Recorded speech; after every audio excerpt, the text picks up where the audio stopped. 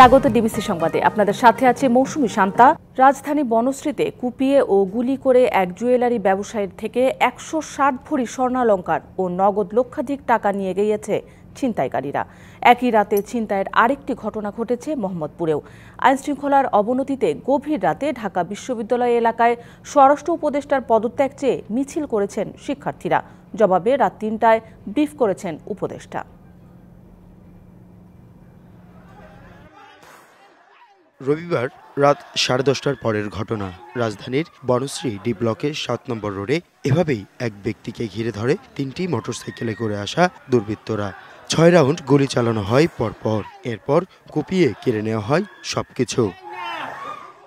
নির্মম শিকার ব্যক্তির নাম আনোয়ার হোসেন, পেশায় জুয়েলারি ব্যবসায়ী। তার স্বজনরা জানান, বনশ্রী সি ব্লকের 5 নম্বর রোডে ব্যবসা প্রতিষ্ঠান অলঙ্কার জুয়েলার্স বন্ধ করে ডি ব্লক 7 নম্বর রোডের বাসায় ফিরছিলেন তিনি।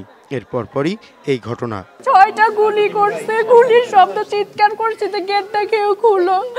গুলির শব্দ শোনা যাইতেছে। মানে 20 মিনিট এখানে যুদ্ধ করছে, পরে এখানে দেখি যে শুয়ে আছে, বইটা রয়েছে। প্রথমে ফরাজি হাসপাতাল, পরে তাকে নেওয়া হয় ঢাকা মেডিকেল কলেজ হাসপাতালে। ঘটনার পরপরই হাজির হয় আইনশৃঙ্খলা বাহিনীর সদস্যরা। কোটি মানুষের আস্থার ভালোবাসায় 11 বারের মতো দেশের 1 নম্বর রেফ্রিজারেটর ব্র্যান্ড ওয়ালটন।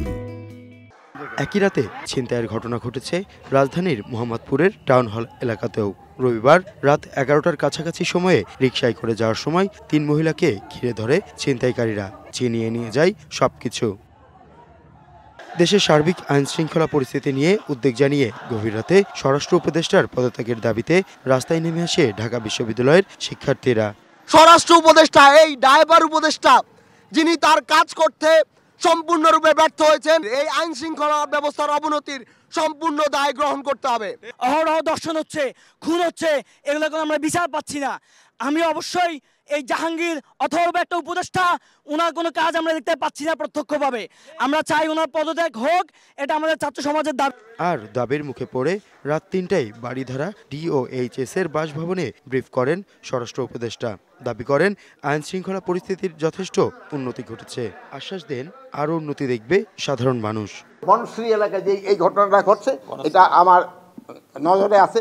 এখানে ওই জায়গায় যে আমার আইন শৃঙ্খলা বাহিনীর যারা লোক আছে, আমি তাদেরও যদি কোনো গাফিলতি থাকে, আমি তাদেরও আইনের আওতায় আনবো। উদ্বোধন কর্মকর্তারা আমি ডেকেছি এবং এই ব্যাপারে আমি এখন কীভাবে কি করা যায় এইটা এখন আমরা নির্ধারণ করব এবং আগামীকাল থেকে আপনারা দেখবেন একটা ডেফিনিট ইমপ্রুভমেন্ট। পদত্যাগের দাবি প্রসঙ্গে বলেন, যে কারণে পদত্যাগ দাবি করা হচ্ছে তা যদি তিনি পূরণ করতে পারেন, তাহলে তো পদত্যাগের প্রশ্নই ওঠে না। দাবি করেন আওয়ামী লীগ টাকা খরচ করে দেশকে অস্থিতিশীল করছে, যা কোনোভাবেই ঘটতে দিবেন না তিনি। হাসিব পান্থ, ডিবিসি নিউজ, ঢাকা।